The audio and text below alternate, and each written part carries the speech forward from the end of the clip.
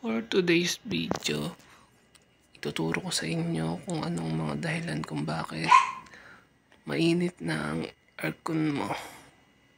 Let's go!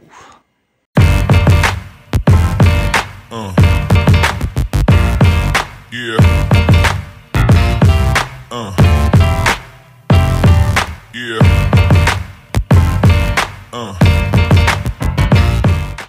For today's video, ituturo ko sa inyo ang mga dahilan kung bakit lumahina na ang buga at mainit na ang inyong aircon. Unang magiging dahilan, yung blower nyo madumi na. Tapos,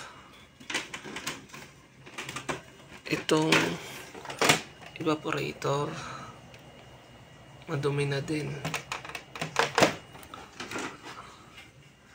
At itong filter.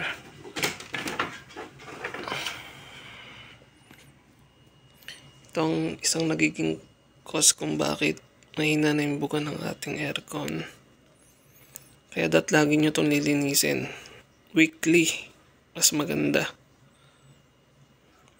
Tapos, yung outdoor unit natin. Pag madumi na yun, nagkakos din yun ng paghina ng lamig ng aircon natin. Tsaka pala ang magandang dulot ng pagpapamaintenance ng aircon ay nakakatipid tayo ng kuryente. Kasi maganda yung performance ng lamig niya. Hindi siya hirap magpalamig. Mas mabilis siya lumalamig, kaya mas nakakatipid tayo sa kuryente. Tsaka sa tamang setting ng temperature din natin at sa area. Dapat tama lang yung sukat ng area ng paglalagay natin ng aircon. Para mas lalo siyang makatipid. At dapat yung aircon na gagamitin natin ay sapat sa sukat ng paglalagyan natin. At isa pang nagiging cost ng hindi paglamig ng aircon natin pag mataas yung temperature. Yan. Dapat nasa 25 to 16 na para lumamig. Tsaka yung mode niya. Yung mode dapat nakaganyan. Cool yan. Hindi nakaganyan, hindi nakaganyan.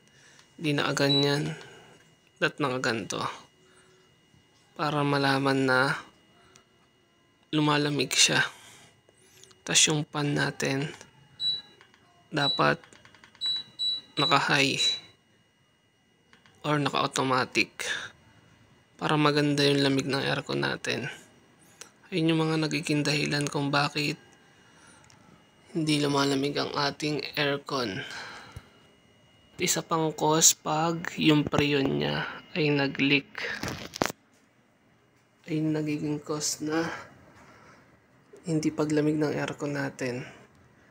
Ituturo ko sa inyo kung paano nyo malalaman na hindi nag-leak na ang inyong aircon. Ang pag-check ng aircon natin kung may preyon ba siya ay kapain nyo to. Dapat malamig yan, tapos hindi nag-yelo. Kasi pag nag-yelo yan, discharge na siya. Wala na siyang preyon. Tapos di na siya lalamig. Ayun ang mga dahilan ng hindi paglamig ng ating aircon. Tsaka pala, ang mahalaga, dapat lagi kayong nagpapalinis ng aircon. Kasi pag madumi na ang aircon natin, hindi na maganda yung lamig niya. Kaya dapat maganda yung paglilinis ng aircon natin at alam natin kung kailan dapat magpalinis. Yun lang guys, sana may natutunan kayo. Let's go!